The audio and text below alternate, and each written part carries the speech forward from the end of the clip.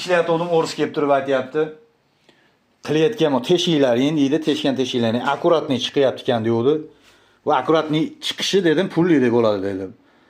Har bir teshikka dedim 1000 rubldan berasan desam, hisob-kitob qiluvdi. 20 ta teshik chiqdi hammomida. Ya'ni teshish kerak.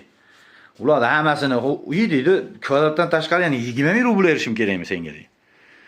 Dedim, krasota требует деньги dedim. Ashuna tushuntirdim, o'ziga keldi. Keyin dedim, u bitta bu teshik emas dedim. 90 gradus mayeringni chiqarib berish kerak, 45 kesib desam, ha dedi. Buni dedim 2000 rubldan pagonometriga berasan dedim. Ne hisoblovdi? 16 ming rubl chiqdi. Ana pagonometri 16 mingga to'g'ri keldi. G'alati bo'pti. Deydi, hamma yo'q pul ekan deydi. Endi hamma yo'qda o'ziga yarasha qiyinchiligi bor dedim, o'ziga yarasha narx-navosi bor dedim.